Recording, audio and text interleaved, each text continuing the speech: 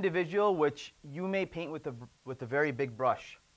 If I tell you about someone who lived their life as a druggie, someone who generally wasn't a good person, he was a robber, he was a cheat, and generally he just wasn't a good person overall.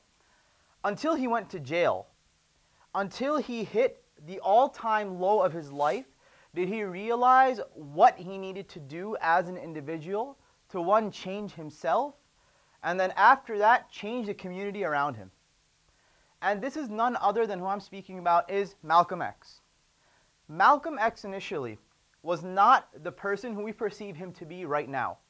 In our minds, he wasn't the individual who we consider to be a role model for us. But rather, before he became a Muslim, or even before he got introduced to Elijah Muhammad, he was involved as what? As number one, he was a drug dealer, right? Number two, he was a robber. Number three, he was just an overall person who people feared. They called him Red on the streets. They said, you don't mess with this guy. Whether you're in Detroit, whether you're in New York, it doesn't matter. You don't mess with this guy.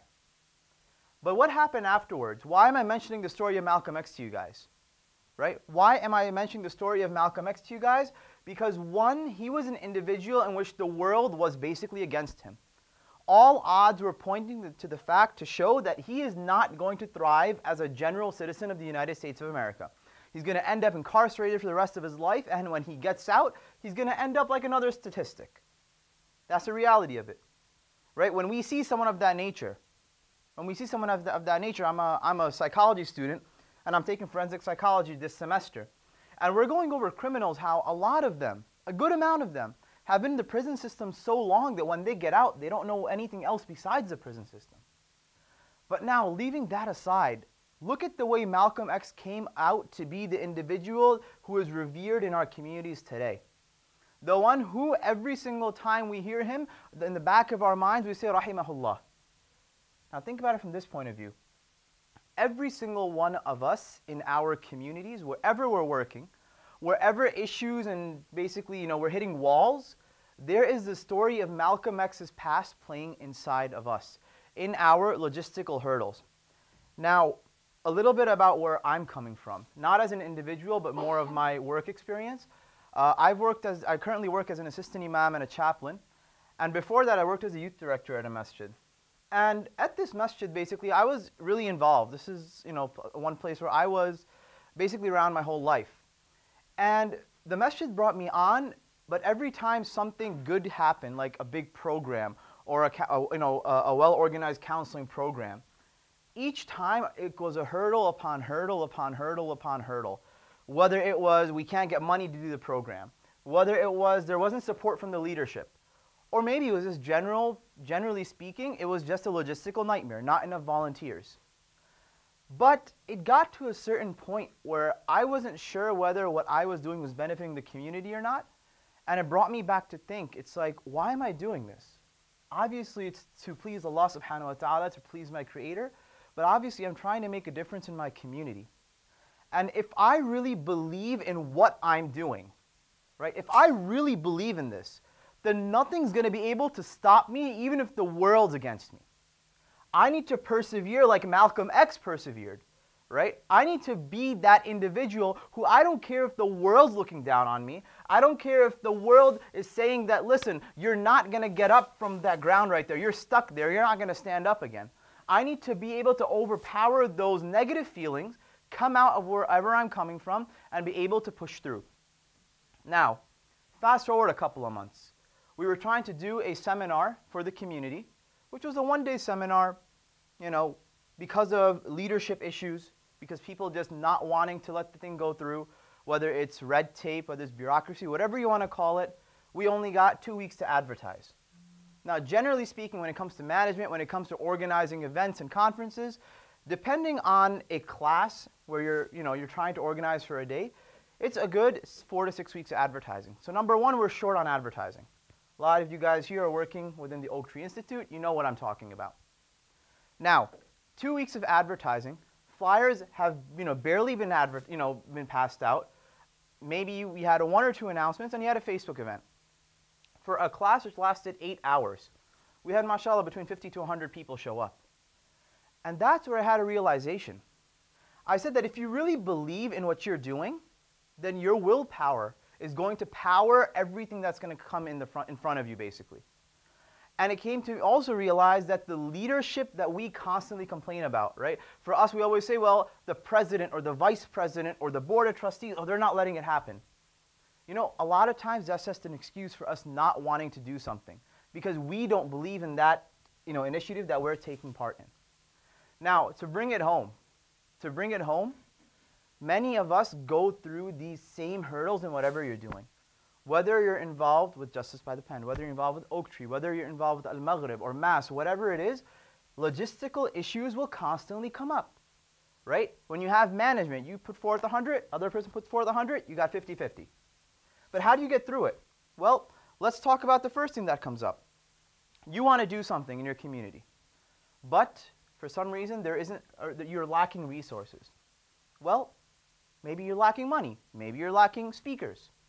Well, let me ask, instead of just constantly going to the higher-ups, why don't you learn to get on your own feet, work like a grassroots organization as an individual, and if people really believe in you, see what you're doing, put forth that money that has to come.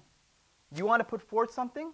It's going to cost you. Yeah, it's going to be hard in the initial startups, right? Every startup, it's going to be hard in the initial stages. Then what? Okay, that's taken care of. What's the second part? You bring it up, the leadership's not respecting it. The leadership's saying, no, it's not going to work out. As in my case, for example. They kept delaying it. 2 weeks before, they're like, fine, we don't care what happens. If it works, it works. It doesn't, it doesn't. Well, that's the problem, is that many times when you're working in the community, you keep blaming the inconsistencies for you not being able to accomplish what you want to accomplish. Now, when that happens, what is it that sometimes it does to the individual? So-and-so's against me. So-and-so doesn't like me. And we make it a us versus them, or rather just as an individual person versus a whole, basically, board or a whole community. Well, here's the solution to that, to the second point. Don't make it all about you. Have people under you who you are training. If you are involved in a mosque, if you're involved in a university, if you're involved in any community organization, you need people under you. Why? Because, this work is not going to run just by you as an individual. You need to understand that this is a community. And when you have a community, you need to constantly have people ready under you that will take over if you go away. Because if the work doesn't continue after you, then you weren't a good leader. That's the reality of it. If a project ceases to exist because you left as an individual, because you were taken out of the equation, then it completely destroys the whole purpose of having a community program, which is going to be a sadaqatul jariyah. Now, the third issue and the third problem, let's nip it in the bud. Stop blaming leadership. Seriously, stop blaming leadership. Leadership is there. That's understandable. But again, once we do stuff for the community, once you put together a program for the community, and the community says, wow, this is amazing. This was great. I learned something. I got to grow as an individual. Once you do that, you'll see that the community is going to be the entity that's going to let your program run, not the leadership. Once the community recognizes that, look, so-and-so is doing something good. So-and-so is running an initiative which is benefiting our community. Muhammad Mathil is doing a good job. We want to keep him. We want to have him do more programs. We want to have him be in New York City for a while. Once the community recognizes it, then the leadership, to some extent, when it comes to the organizational part of it, becomes irrelevant. And they are in a position in which they cannot respect, or they basically are going to be in a position where they will not be able to say no to the community. And I'll end on this point. Allah subhanahu wa ta'ala says in Surah An-Najm, وَأَن لَيْسَ لِلْإِنسَانِ إِلَّا مَا سَعَى, that the reality of what you're involved in, whatever you want to do in life, you're not going to get it until you work. That وَأَن لَيْسَ لِلْإِنسَانِ, that mankind will not have except that in which he إِلَّا مَا سَعَى, except which he strove, except which he worked his behind off to get the results which he wanted.